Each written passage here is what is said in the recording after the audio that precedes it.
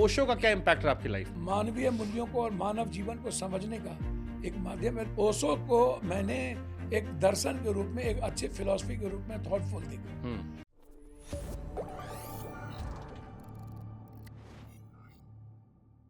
ओशो पाते हैं। बहुत लोग हमसे कहे कि ओशो का क्या इम्पैक्ट रहा आपकी लाइफ में, क्योंकि ओशो को लेकर आनंद मूर्ति जी का सबसे बड़ा इम्पैक्ट है मेरे लाइफ में। उसके बाद ओशो मेरे लाइफ में इम्पैक्ट कौन है ओशो आपकी नजर में? क्या बदला है। उन्होंने? एक बड़ा दार्शनिक फिलोसफर, क्या एक बदला? बड़ा स्पिरिचुअलिज्म, एक बड़ा मानवीय मूल्यों को और मानव जीवन को समझने का एक माध्यम। यदि आनंद मार्ग के साधना पद्धति से मैंने अपने को सीखा, साधना हम्म। और स्पिरिचुअलिज्म या क्रिया, या तो ओशो को मैंने एक दर्शन के रूप में, एक अच्छे फिलॉसफी के रूप में थॉटफुल देखा हम्म।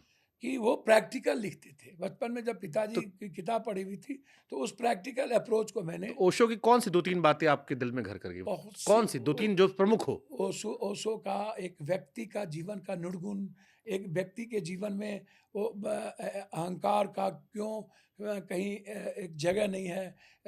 मानवीय जीवन जिन मूल्यों के लिए इस दुनिया में आया है, हम्म। जो उनकी भूमिका है, जो किसी क्रिएशन ने उसको धरती पे लाया है, हम्म।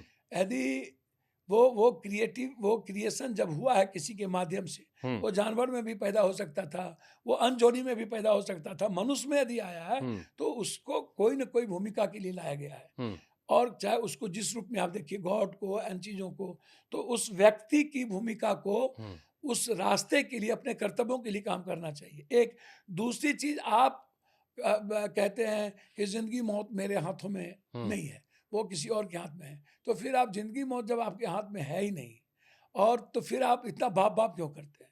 इतना, जैसे अभी दुष्यंत चौटाला जी हैं। हम्म। इतने हज़ार करोड़ के मालिक, और 11 मिनिस्ट्री के बाद और डिप्टी सीएम के बाद 9,000 भी वोट नहीं आया। हम्म। अब सहारा इंडिया इतने बड़े बड़ा अंपायर होने के बाद। एम्पायर होने के बाद पत्नी और बच्चे आग देने नहीं गए। तो आप इस चीज़ को समझिए।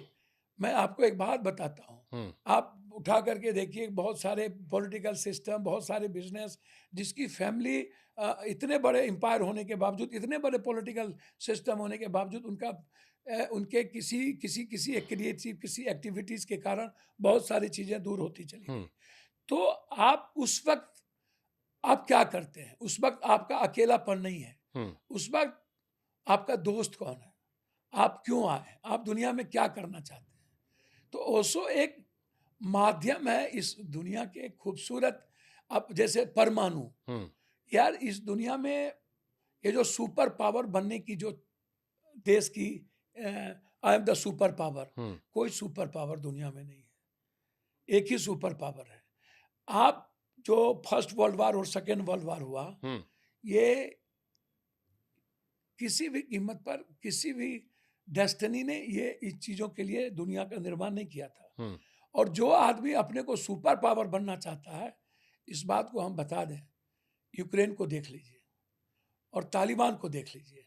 तालिबान में प्लेन में लटकने की भी जगह नहीं थी, और तालिबान में किसी के पैसे नहीं बचे, और कोरोना में करोड़ों आदमी मर गए, जबकि कोरोना वार था, कोरोना कुछ था नहीं।